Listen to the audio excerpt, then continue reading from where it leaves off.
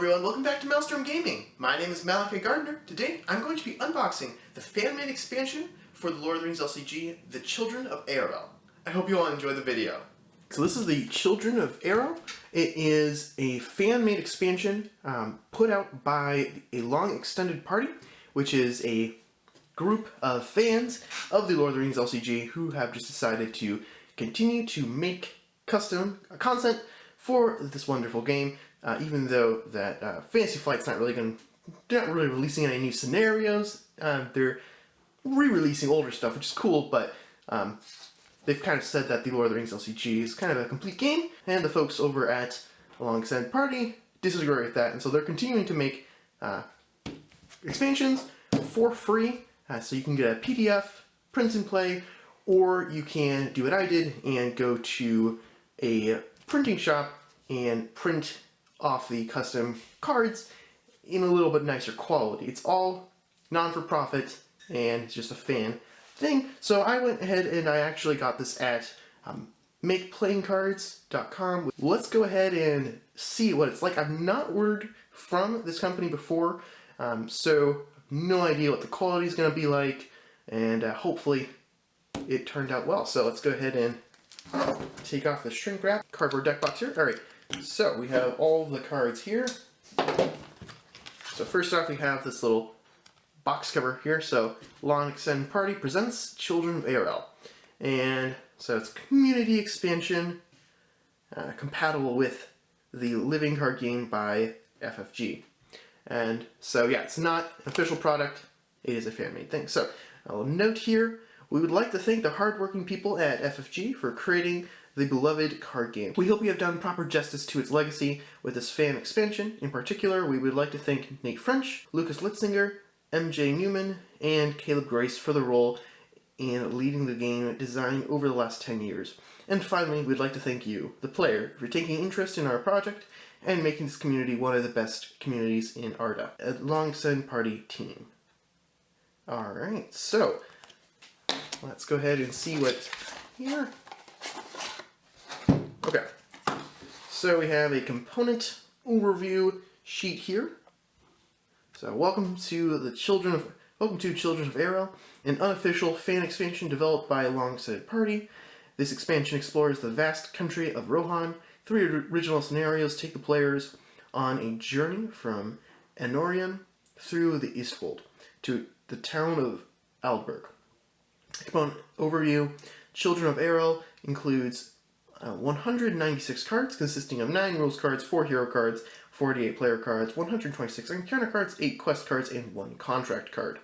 And then some web resources. You can build decks and track your plays of these scenarios and others online through Rings deck building, RingsDB at www.ringsdb.com.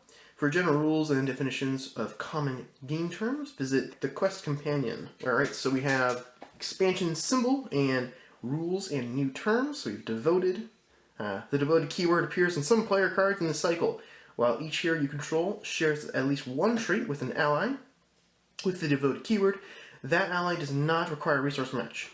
The trait that is shared does not need to be the same for each hero. For example, an ally with the devoted keyword and the Gondor and Scout traits may be played without a resource match if all of your heroes have the Gondor trait, all of your heroes have the Scout trait, or some of your heroes have the Gondor trait and the remainder have the Scout trait.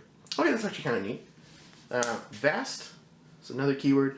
The Vast keyword appears on some locations in the cycle and represents the large distances the players must travel when journeying from place to place within Rohan. Each location with the Vast keyword is considered to be a Vast location with the following additional text. Travel. Each player must either exhaust a mount attachment or a hero they control. And response. After placing progress on this location from questing successfully, even if this location is explored, place an additional progress on any Vast location for each mount attachment the players control. Alright, kind of neat. Then we have Ambush at Airless, difficulty level 5, some flavor text, which hopefully I'll do a playthrough of these scenarios, and so I'll read that then. We have Loot Piles and Looter X. Do not read till the heroes have won the quest. so won't read that. Alright, so all the different rules cards and such. Alright, looks pretty cool so far. Haven't noticed any errors or anything like that. So we have a leadership hero here. Ingold, so he's 10 cost threat. He's 10 for his start cost, 3 willpower, 1 attack, 2 defense, and 4 health.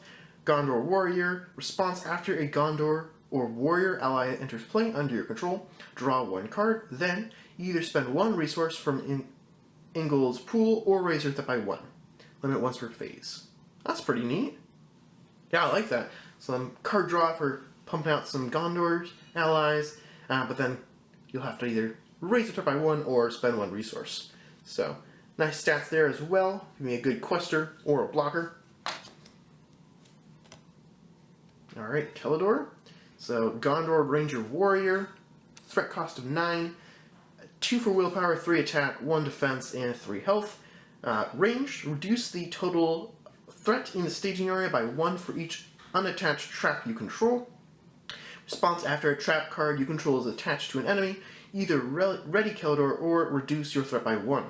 I really like that. Traps are a strategy, a deck type strategy that seems pretty cool, just setting up a bunch of cards in the staging area, and then whenever enemies enter play, you spring traps on them, do surprise attacks, all that stuff, which is really cool.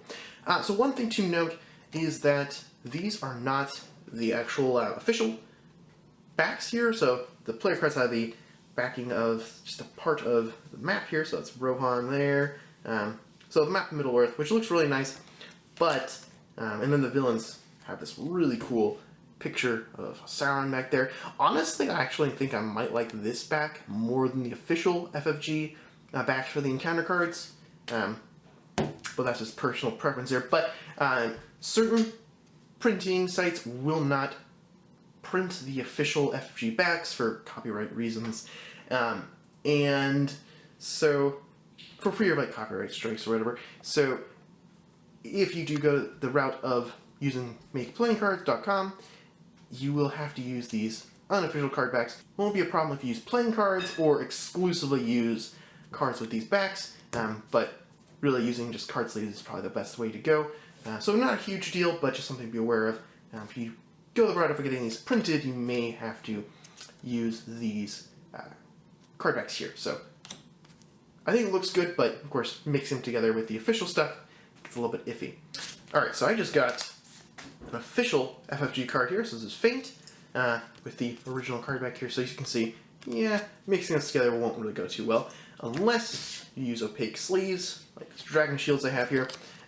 Just comparing the card quality, looks like the custom cards are actually a little bit wider here, so another reason to use card sleeves. If you mix the official and unofficial cards and just keep them in a big stack, you'll notice that these cards are a little bit thinner in terms of the smaller width. In terms of the actual cardstock quality, they're both fairly comparable. I would say these seem a little bit more flimsy than the official card sleeves, card stock here. So I'd say overall these are a little bit lower quality, just from cursory glance here, but not a huge difference. And of course, once you sleeve it up, it's great. So yeah, that's pretty pleased with the card quality there, even though it's not quite as good as the official stuff, but still very good. Alright, so we have Thengel. It's a little bit more expensive with 11 threat here. Then we have 3 willpower, 1 attack, 3 defense, and 4 health. Rohan Noble Warrior. Response after an ally is discarded from play. That ally's owner searches the top 5 cards of their deck for an ally that shares a trait with the discarded ally and puts it into play exhausted and shuffles their deck. Alright, that's interesting. So, yeah, that's pretty cool. So if you have a Gondor soldier that you chunk block with and he dies, then you can potentially find an ally at the top 5 cards of your deck and put that into play exhausted, but you don't have to pay for it. So that could be pretty neat. You definitely. So far, I'm getting the sense that this set here, maybe this whole cycle even, is going to be very focused on having decks with shared traits. So that's a pretty cool thing. Herobrand, he's got 8 threat, 2 attack and willpower, 1 defense and 3 health. He's Rohan Warrior. Herobrand gets +1 willpower for each hero you control with at least 1 restricted attachment. Response: after an enemy in the staging area is destroyed, draw 1 card. Okay, this guy is really neat. So first off, we have some staging area effects there. So if you can manage to kill enemies in the staging area, you have to draw extra cards, which is neat. And there's not even like a limit to that, so in theory you could draw several cards if several enemies are able to be defeated while they're in the staging area, which isn't always the easiest thing to do, but it's kind of a neat deck strategy there. But then he's actually going to get more willpower as long as you have a bunch of heroes with a bunch of equipment cards, or just 1 restricted attachment. So that's pretty cool. It's always neat to see when you have a hero, or an ally even, from a specific aspect, and they do something that is typically done by another aspect. For in this case, tactics isn't usually the aspect with the most willpower, it's usually spirit. But this hero gives you a lot of willpower, but in a way that's very tactics-based, right? Having a bunch of restricted attachments like swords and axes and armor, that having those give you extra willpower is both very interesting and fits with the theme of tactics, even though mechanically it's a little bit different than what we're usually used to. So that's pretty neat. I like that. Alright, so we got some allies here. So the Deeping Bowman. And he costs 2. He's got 1 willpower, attack, and life, but 0 defense. He's a Rohan Warrior. He's devoted and ranged. Action: discard the Deeping Bowman to choose an enemy. Until the end of the phase, that enemy does not count its defense while determining combat damage. This could be a very, very useful card indeed. Got some really tough enemies sometimes that have just a ton of armor or other defense, and just being able to ignore that would be very, very good. So we have an event here. Open the Gates, costs 1. Action: search the top 5 cards of your deck for an ally that shares a trait with each of your heroes and put it into play. Shuffle your deck. At the end of the phase, if that ally did not leave play, add it to your hand. Okay, this is pretty neat. I like this. Kind of like a sneak attack that uses your deck instead of your hand. So very, very cool. Sneak attack is one of my favorite cards in the game. I mean, it's just so cool. Being able to have a different card that does a similar effect is very neat. Alright. Wealth of Adventure, costs 1. Action: search your deck for a card with the skill trait and add it to your hand. Shuffle your deck. Okay, so you get to tutor for a skill, which is kind of neat. Don't know if I don't know if there are really too many cards that actually deal with the skill trait, so having more of those is always good. Yes, so we also have Feast of Plenty. This one costs 4, so very expensive. And Feast of Plenty's resource cost must be paid from a single hero's resource pool. Oh dear, wow. Okay. Action: ready up to 3 heroes and add 1 resource to each of their resource pools. Only 1 copy of Feast of Plenty can be played by the players each round. Alright. Very cool. I will say, this art is overall pretty good. Yeah, it's... I'll have to see how it mixes in, but I think with the other visual art, but I think it's pretty on par from what I've seen so far. Some of them it's a little bit better, some are a little bit more FFG, Lord of the Rings, some are a little bit less so, but overall I'm very pleased with the art on these cards. So Deeping Defender, he's got 2 for resource cost, 0 for his attack and willpower, but 3 defense and 2 health, and he does have Devoted. And after Deeping Defender, defense and attack, return the attacking enemy to the staging area and deal 1 damage to it. Very cool.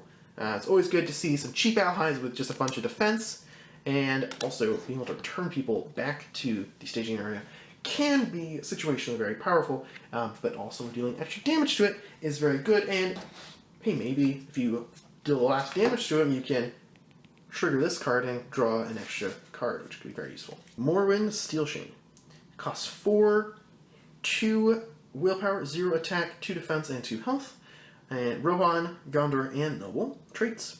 Action, put Morrowind Steel Chain into play from your hand, then discard a Rohan or Gondor ally you control.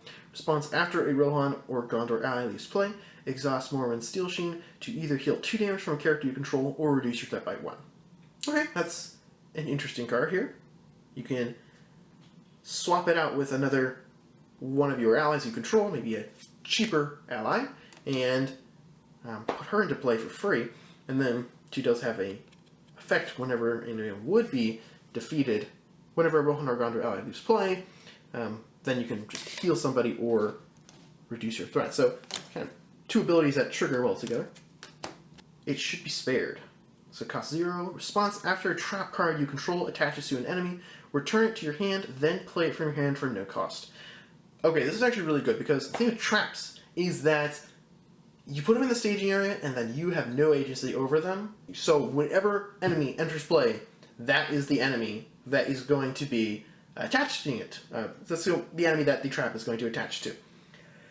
Being able to say, you know what, I think I don't want this little, Mirkwood bat attaching to it. I think I want to save this for something bigger, like a troll or an orc.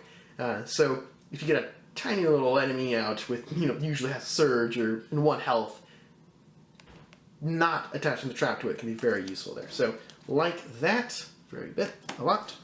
Okay, so we have Spring the Trap, costs 2. It is a skill, so goes well with that other card we had there. Response, after a trap card you control attaches to an enemy, put a ranger ally into play from your hand.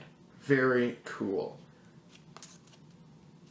So if you can get a really expensive ally and just play it for a cost of 2, it's not bad at all. These cards are very slipping around. Squire of the Mark. Costs 1, 0 willpower, 1 attack, 0 defense, 1 health. Rohan Servant. Response, after a Rohan ally you control is discarded from play, add Squire of the Mark to the victory display to put that ally into play exhausted. Wow. That is pretty cool. Yeah, I like that. Just a cheap ally that you can use as like an insurance for one of your other allies. It's a little bit more expensive, more powerful. You can put them back into play by removing that one from the game. So that's very neat as well. Ramus Lookout costs 2, 1 for all of its stats actually. It has a Gondor and Scout traits, devoted. While each hero you control has at least 1 resource in its resource pool, Ramus Lookout gets +1 willpower and does not exhaust quests. Okay, pretty nice. Pretty nice. Theodwin has a cost of 3, 2 willpower, 1 attack, 0 defense, and 2 health there. Rohan Noble. Response, after Theodwin enters play, either draw 1 card or add 1 resource to a noble hero's resource pool. Very cool. Light-Footed Steed. Costs 1, attached to a Rohan hero, restricted. Response, after a character you control leaves play, exhaust Light-Footed Steed to ready attached hero. Then, if the character that left play was unique, attached hero gets +1 attack until end of turn. Or to the end of the round. That's pretty cool. Could be very useful. Ramus Sentry. Costs 2, 0 willpower, 2 attack, 1 defense, and 1 life. Gondor Warrior, devoted. While each hero you control has at least 1 resource in its resource pool, Ramus Sentry gains response. Cancel 1 point of damage just dealt to a Gondor character. Oh, nice. I like that quite a bit. It's actually very cheap. So there's a lot of tactics allies that cost 2 and do 2 attack, but this one also has the potential to be able to block damage, which is very cool. So I like that quite a bit. Alright, Live Bait. Cost 0, it's a trap, play only if you control an unattached trap attachment. Action, choose a non-unique enemy in play. Until the end of the round, treat the chosen enemy's printed text box as if it were blank except for trait, then attach an unattached trap attachment you control to that enemy. Okay, that's pretty cool. Like that. So it allows you to, in a sense, play a trap and then attach it to an enemy that's already in play, which is cool. And then also blanking out its text box until end turn is also very, very powerful. Worthy of Remembrance. Cost 0, combat action. Discard a Rohan ally you control to choose an enemy. Deal 2 damage to that enemy. Deal 4 damage instead if that ally was unique. Need Brooks No Delay. Costs 4. Very expensive. Reduce the cost to play Need Brooks No Delay by 1 for each Rohan hero you control. Okay, that's better. So if you have all Rohan heroes, you could get this for cost 1, which could be very, very nice. Planning action. Search top 10 cards of your deck for a card with printed cost 2 or less. 3 or less if it is unique. And set it aside. Shuffle your deck, then play the set aside card for no cost as if it were in your hand. Alright, so those are all the player cards. I'm not going to spend as much time on the enemy cards because I've already gone on for quite a while, but let's just take a look at some of these. So we have Wild Country, that has 1 threat and 6 quest points. It's doomed and vast. Forced at the end of the travel phase, if the active location is not vast, each player deals 1 damage to a character they control. Shadow, if the active location is vast, deal 1 damage to a defending character. Okay? So, Wild Country there. And so we have a counter set here with 11 cards. So that's what this is. We also have a side quest here at the end of that. And again, different backs that are quite cool. Then we have another thing here, which this is Cold from the Mountains. It's a weather Treachery. When revealed, each player that controls more than 2 allies must discard an ally they control. Discard 2 allies instead if they control more than 5. Wow. That is not good. Lots of punishment for big armies there. And Shadow, exhausts a character you control. So not a very pleasant card there. So, okay. Old Farmhouse has 3 willpower, 4 quest points, and it's a village. Forced after Old Farmhouse leaves play as an explored location. Discard cards from the encounter deck until the location is discarded and add that location to the staging area. So, not a very nice card to draw there, and there are quite a few of those. Also, an Abandoned Mill has 4 threat, which is a lot. Wow. Only 1 quest point there, though, and it is doomed 1 and immune to player card effects. Forced after Abandoned Mill leaves play as an explored location. Discard cards from the encounter deck until an enemy is discarded. Add that enemy to the staging area. So there's a lot of not so nice cards here. Only 2 actually cards in this, 2 unique cards in this whole set here, the Old Farmhouse and the Abandoned Mill, but both of them are not very pleasant. We also have the Dunland Chieftain. Has a lot of stats here, nice stats here. So we have 38 engagement costs and then 4 for his threat, attack, and defense. And he has 6 health, quite a bit. And after Dunland Chieftain engages you, discard 1 random card from your hand, then discard each other copy of that card that is in your hand or under your control. Oh my goodness, that is not very nice there. Not nice at all. We also have the Dunlanding Berserker here, who has impressive stats as well. So he has 3 threat, 4 attack, 2 defense, and 4 life. Forced after Dunlanding Berserker engages you, deal 1 damage to your hero you control, and 1 damage to a non-unique enemy engaged with you. That's interesting. He's going to hurt his own allies as well as your heroes. Recreant Rider has 31 engagement cost, 3 for all of his stats, and forced when Recreant Rider enters the staging area and makes an immediate attack against the first player. Not very nice there. And then Shadow, return attacking enemy to the staging area after the attack. So, not super pleasant. We also have Deadly Defector.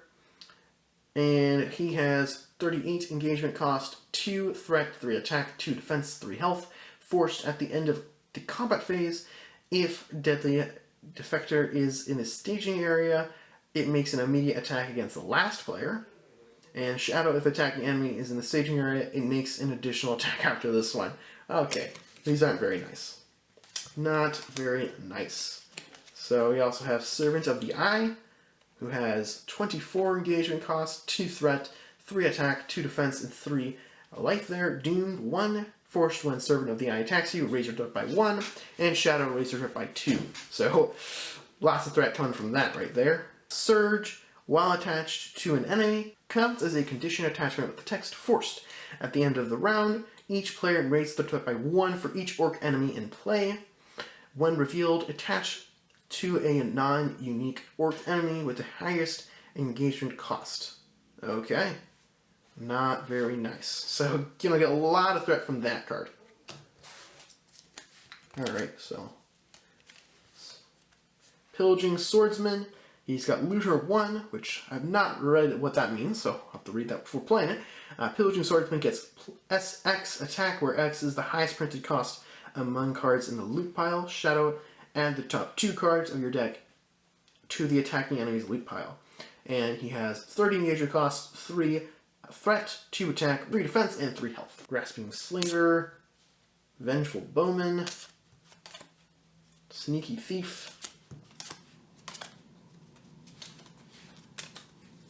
Alright, Crossroads has 3 threat, 3 quest points, and travel, shuffle the encounter deck, discard pile into the encounter deck, and discard cards until an enemy is discarded. Put that enemy into play, engage with the first player. Shadow, attacking the enemy gets plus X attack, where X is the number of different spheres among cards in its loot pile.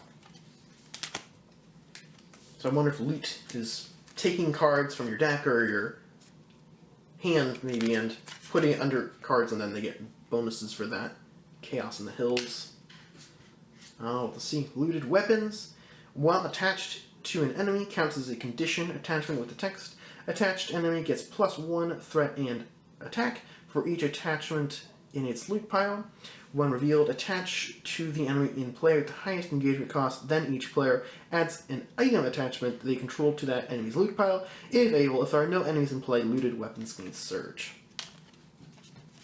Okay. Quite a few encounter cards here. Yeah, wow. Alright.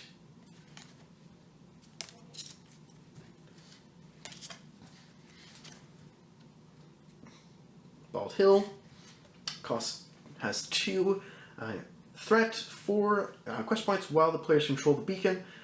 Bald Hill gets +3 threat, and travel if the players control the beacon, deal 2 damage to airless beacon. Okay. So, don't know what the beacon is, some sort of scenario-specific card, I'm sure. Oh wait, it's this one right here. Battle for the Beacon. Forced. At the end of the combat phase, deal 1 damage to Airlast Beacon for each enemy in the staging area, while Airlast Beacon has X hit points, where X is equal to 2 plus 3 times the number of players, I'm assuming. If Airless Beacon has no hit points remaining, the players lose the game. Okay. Kind of interesting there. So, quite a few cards here. Sure, just setting up the whole cycle here from all sides. When revealed, each player must choose either deal 1 damage to 4 different characters you control or deal 1 damage to Airless Beacon. Alright. Another wave. Surge, Doomed 1. When revealed, if the players control the beacon, either deal 2 damage to Airless Beacon or reveal an additional counter card. Shadow, either the attacking enemy makes an additional attack or deal 1 damage to Airless Beacon. Okay, so lots of unpleasant cards here. Claimed Beacon. Stolen Steeds.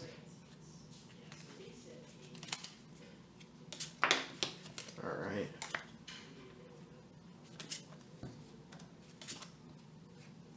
Rain Ripper.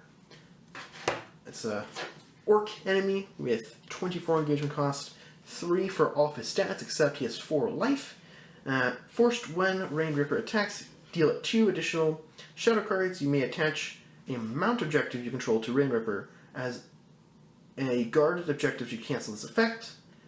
Shadow, attacking enemy gets +1 attack for each mount objective the players control. Interesting there.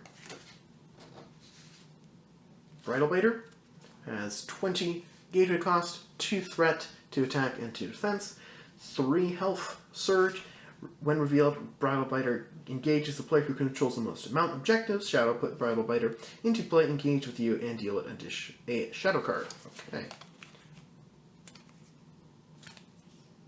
Spoiled Pasture, Horse Tree's Hole, Horse Lord's Lodge, Thirst for Horse Blood. Okay. Okay, then we have the quest cards here. So, have our quests. Ambush at Airless. The Battle for the Beacon. And the Horse Lord's Ire. Alright. Then we have some credits here. Alright. So, final thing here is the contract. So contracts are basically optional deck building restrictions you can put on yourself to give yourself an extra ability. So the Last Alliance, like the art there, choose 2 traits, A and B. Each of your starting heroes and each ally in your deck must have either printed A or B trait, but cannot have both. You must have at least 1 starting hero and 10 allies in your deck with each trait. Okay, flip this card over. While you control more A characters than B characters, reduce the cost of the first B ally you play this round by 1, and vice versa. Action. Exhaust the Last Alliance to choose a card in your hand or a card in play under your control. Replace each printed instance of A or B in that card's ability text with A or B until end of round. Okay. Interesting. That is pretty neat. So, build a deck with 2 factions, no more, no less, and yeah, get some reduced costs for those allies, and also, that's the big one right there. You can choose a card in your hand or in play under your control, and then you replace the instances of, say, Rohan, and if it says Rohan or Gondor, you replace it with Rohan or Gondor. So, any cards that give Rohan allies bonuses would give that card bonuses, and any card that gives Gondor allies bonuses would give that card bonuses, or events or anything else like that. So that's very cool there. Some really interesting decks you could build around that. So I am quite pleased with how this all turned out. I'm very excited to try out this expansion here and playing it out, and we'll see. Hopefully I'll be able to do a video playing through these scenarios here, and so you all can see how they play and decide for yourself whether or not you'd like to pick this up. From what I'm seeing so far, looks pretty cool, and I'd recommend you check it out, either doing the not official, but more professionally printed here, or even just printing it out by yourself with the PDF there you can get downloaded. So anyway, there'll be links in the description to at a long extended party and all of their different expansions they've made, and I hope you all will check them out. Hope you all enjoyed this video. Thank you for watching it. If you did enjoy the video, please consider liking the video and subscribing to Maelstrom Gaming to see more content just like this. And until next time, happy gaming.